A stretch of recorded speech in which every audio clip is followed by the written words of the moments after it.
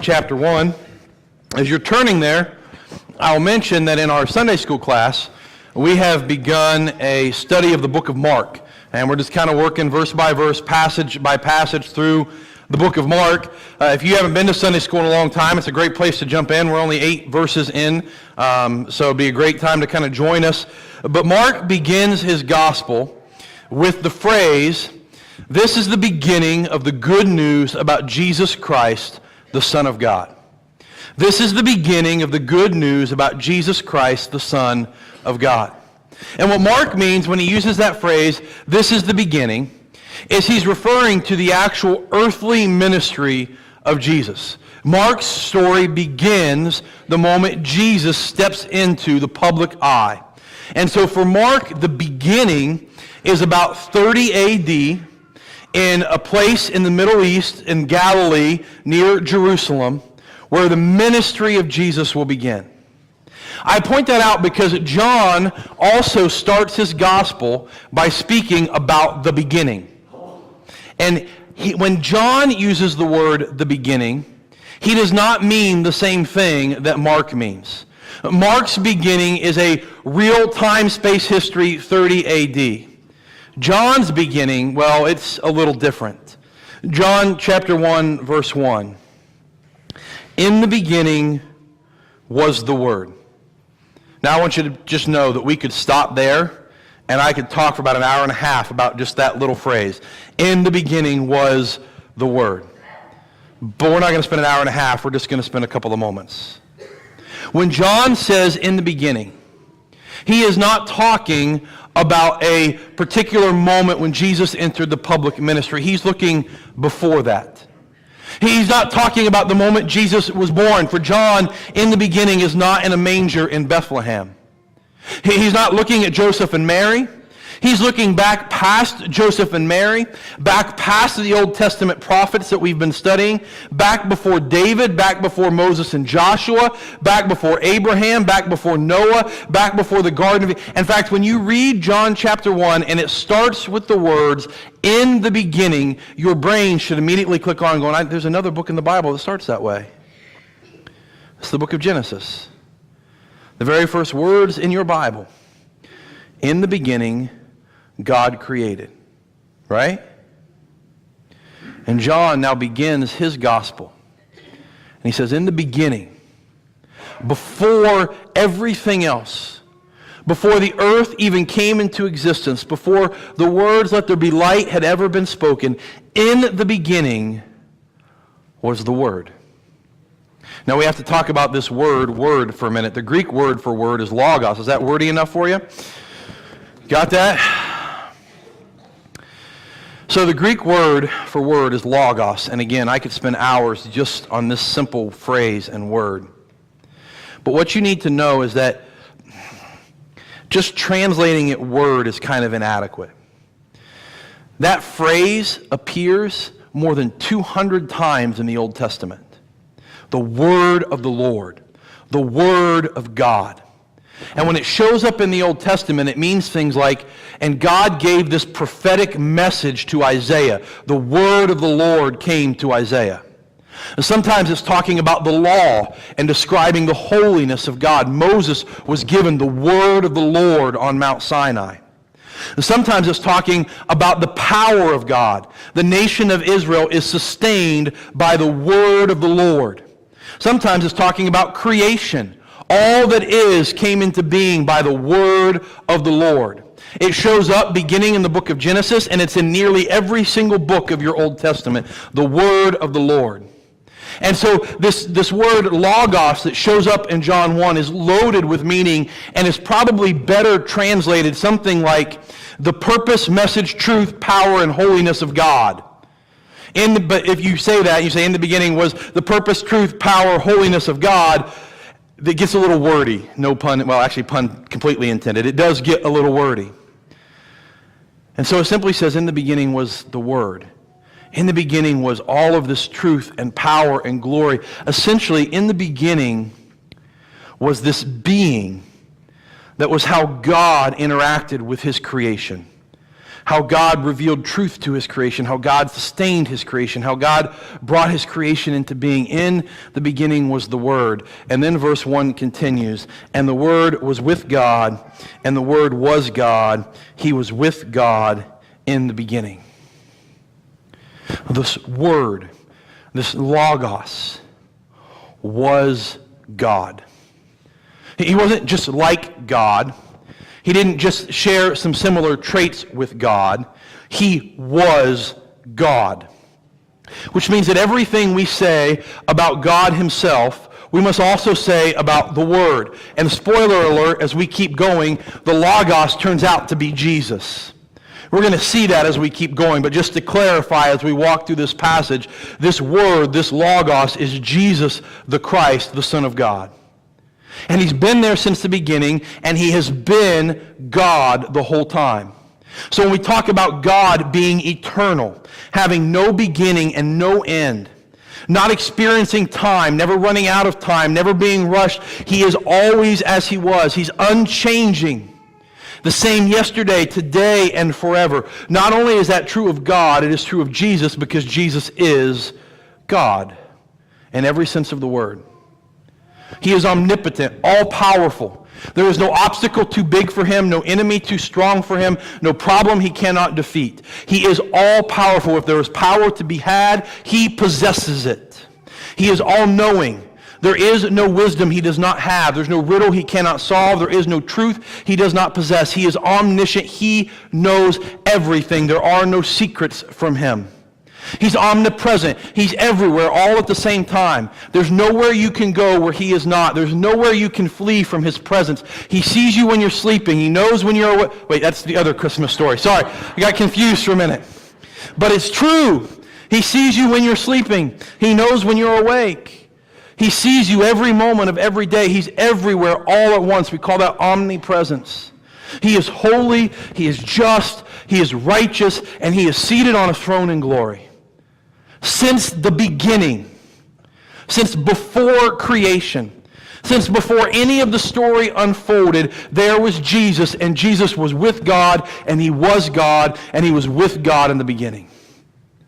And this is important for us to start because we're going to talk about this big fancy word that the church calls the incarnation, which is the process of God through Jesus the Son becoming human. We use the word incarnation. And we must begin by understanding just how glorious Jesus was before the incarnation. We must begin by understanding just how amazing and awesome he was before he became human. A.W. Tozer, in his book, The Knowledge of the Holy, says this. He says, the problem with a low view of Jesus is that it cheapens the gospel for all who hold it. The problem with a low view of Jesus is that it cheapens the gospel for all who hold it. What he means by a low view is that to see Jesus as just a guy, a good guy, he had some godlike qualities. He was sort of okay. When you remove all of those divine attributes, his glory and his majesty and his omnipotence and his omniscience and his omnipresence and his holiness, then you cheapen the power of the gospel. And so to truly appreciate the story of Christmas, we must start with the recognition that Jesus was fully God in all that that means since before the beginning. Verse 3 continues this way. It says, all things were created through him. And apart from him, not one thing was created that has been created. Life was in him, and that life was the light of men. So, John Piper points out that verse 3 and 4 of John chapter 1 are the distinguishing mark between an atheistic worldview of the beginning of the world and a Christian worldview. So no matter what you believe about how the world came into being, you believe in something that has just always been there. You have to, because your brain can't comprehend nothingness creating something. So if you have an atheistic worldview, what they believe is that there was always stuff, we call that matter, atoms and molecules and stuff. Matter has just always been. There's eternal matter. And that eventually, through thousands and thousands and thousands and millions of years, matter produced life. And life came out of matter. And the argument is that if you have all that time and all of those particles, it's possible. Matter produced life. The Christian worldview is this: life has always been. Because God has been since before the beginning. And in Him is life. And life created matter. Stuff came into existence because life had always been there, and God, through the word of the Lord, namely Jesus Christ, spoke into existence all matter that exists. And the Christian worldview is called ex nihilo. Out of nothing, God created. And there are 100 different variations on what that looks like, all of which fall into the realm of Christian theology. But the core principle we all agree on is that there was God, and God created. There was life, and out of life came everything else. Every tree you've ever seen, every sunset you've ever enjoyed, every fish you've ever caught, every moment you've ever enjoyed, every relationship you hold dear is birthed out of life, and life is in Him. And that life is the light of men. You see, John's not talking just about physical life here. He's talking about spiritual life. He's talking about joy and hope and peace and love and light in your life. He's speaking about the goodness and enjoyment of life. And he's talking, in the beginning, he's talking about the creation story. And going, listen, when Jesus made all of this stuff, it was glorious and it was good and it was full of the light and holiness and goodness of God. And then we screwed it up, right? And then we screwed it up. The image I have in my mind is of a toddler picking up her dad's iPhone and like chucking it across the room. Some of you may have seen that firsthand, and it brings up difficult memories. Phones are resilient though, right? If you've ever dropped one, you can pick it up and it still works, kind of, right?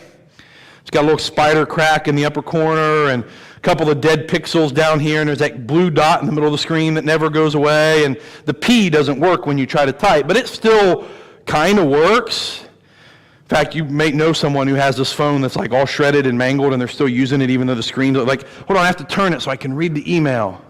I have to get the line away from the crack.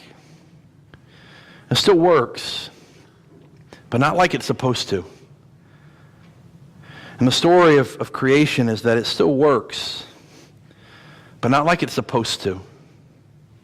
Not like God intended it to. And so like Micah, in Micah chapter 7, we studied a couple weeks ago, we go to the vine and we look at the place where righteousness is supposed to be. And we don't find any. And we look where honesty is supposed to be, and we find only deceit. And we look where humble service is supposed to be, and we find only pride. And we look where generosity is supposed to be, and we find only selfishness. And we look at the world in which we live that is supposed to be full of life and light, and instead we see mostly death and darkness. Which is what makes verse 5 the best verse. Everything else is important. You can't appreciate verse 5 without the first 4 verses. But verse 5 is a game changer. It is the story of Christmas in one sentence. That light shines in the darkness. That's the incarnation right there. That light that is in Jesus is coming into the darkness. Like a man walking into a dark cave with a lantern in his hand, chasing away the shadows. That light shines in the darkness. That is in a glimpse the story of Jesus coming to our planet. Its better known cousin is in verse 14, right? And the Word became flesh and made His dwelling among us. We're not going to make it that far because I don't have that kind of time. That's like 9 more verses. I only got 10 minutes left. The light shines in the darkness. The Word becomes flesh. We sing about it all the time. We sang about it this morning. I love Hark the Herald Angels Sing. 2nd verse. Veiled in flesh, the Godhead see. Hail the incarnate deity. Pleased with men as man to dwell, Jesus our Emmanuel. Maybe you missed it. Maybe you just took it for granted because you've sung that song 1,000 times in your life. Veiled in flesh, the Godhead see. God hidden behind a cloak of humanity. What a beautiful song. And what I don't want to happen for us this morning is for us to go, oh yeah, I know about this. Jesus was God. And I want us to not take it for granted. So we're going to do a simple exercise, okay? Just bear with me and use your imagination for a moment. Imagine that I have a friend, and we're going to call him Hashbaz. There's a reason for that. You can ask me later if you want to know why. We're going to call him Hashbaz because we won't offend anybody. But I have a friend, Hashbaz, who wants to know Jesus and wants to go to heaven. And hypothetically, God appears to me in a dream. The angel appears and I get a message from Gabriel. He says, all right, Josh, here's the deal. The only way Hashbaz can go to heaven is if you can convince someone in your church to make a sacrifice on his behalf.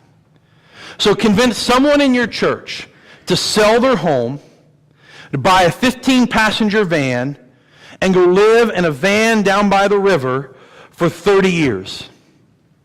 They're not allowed to live in a home. They can't stay in a hotel. They can't live with a friend. They're going to live in a van down by the river for the next 3 decades. And if they'll do that, then Hashbaz can go to heaven.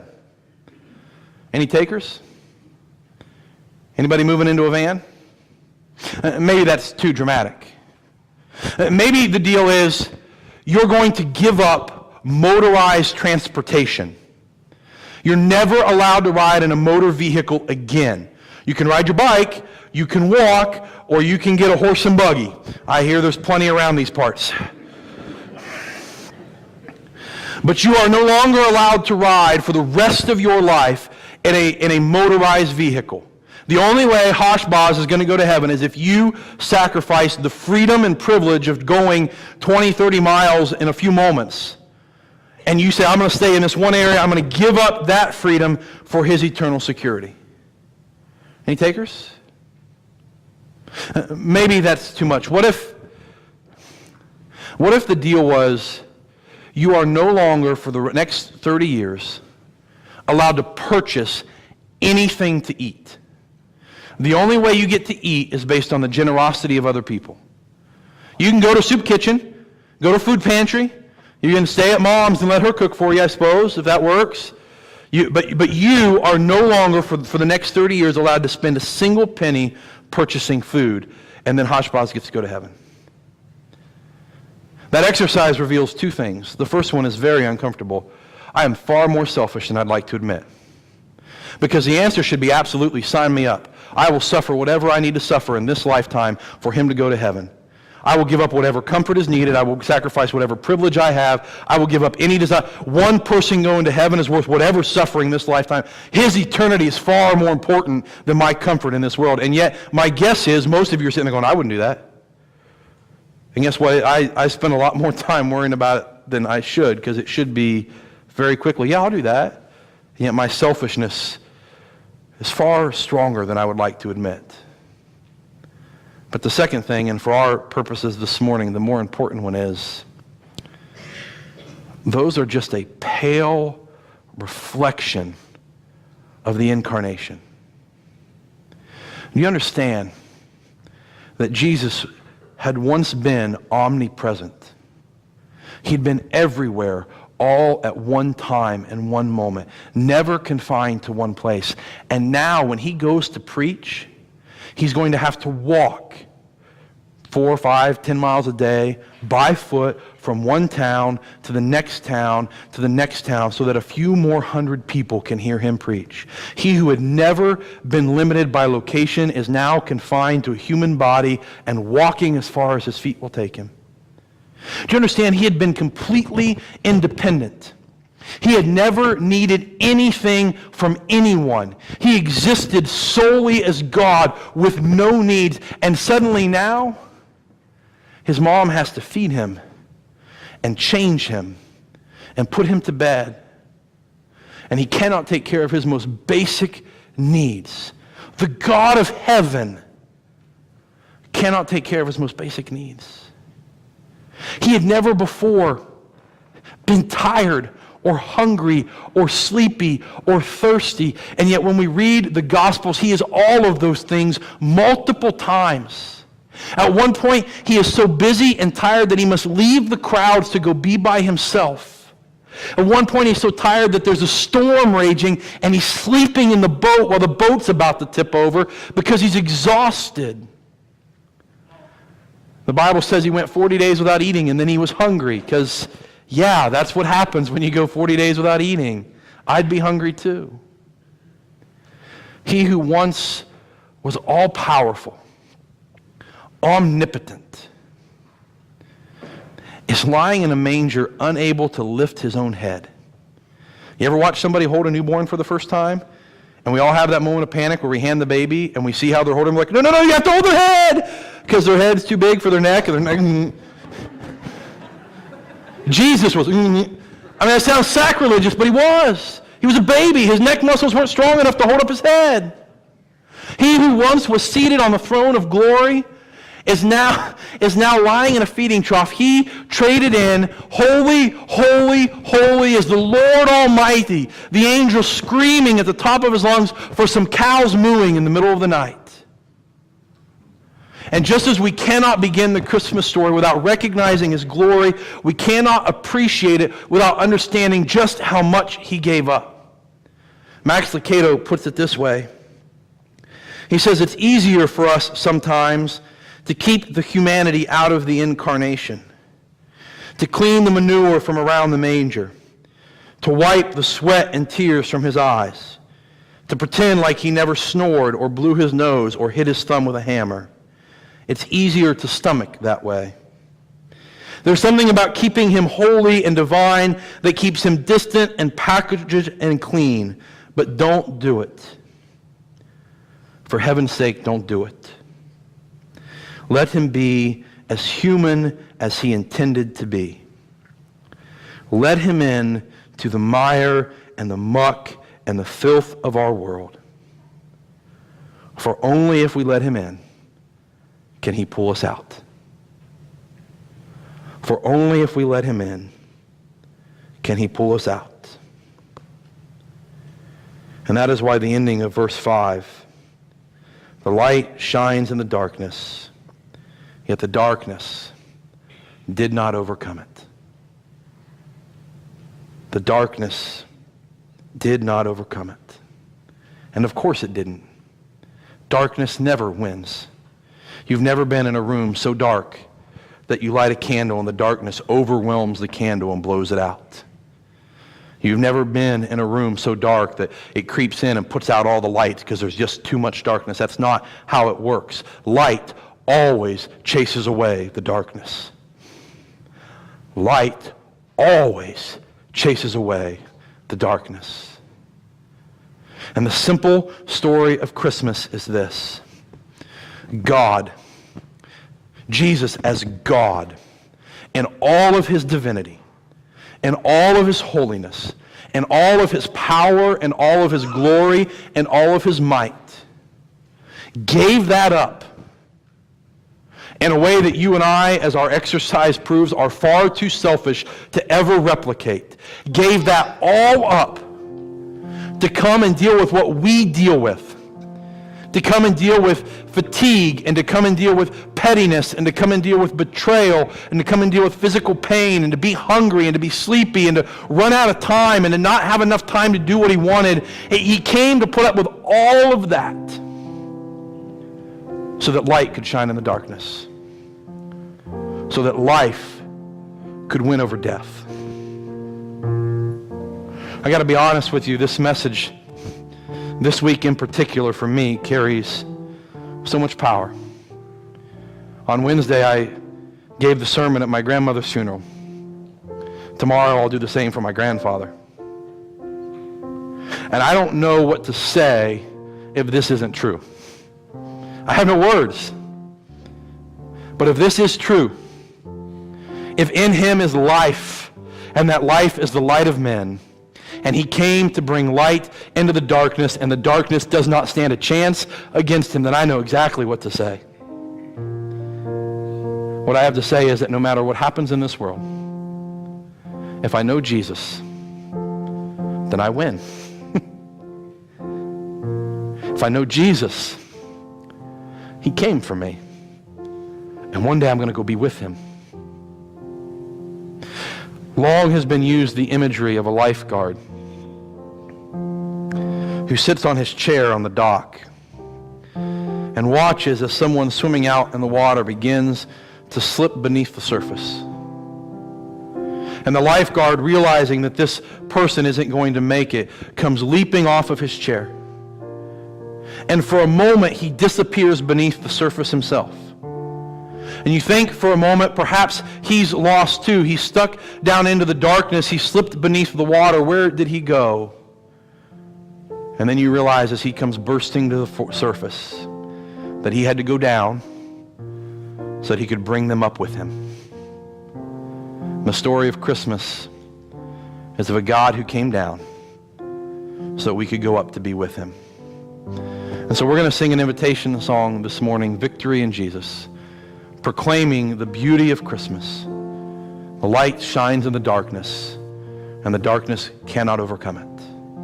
And I just want you to know that if you do not know Christ, for whatever reason this Christmas season, then I want you to come and I want to share the gospel with you, because there is victory in him and in his Christmas story and in his resurrection. So if you need to come, why don't you do that as we stand and sing together this morning?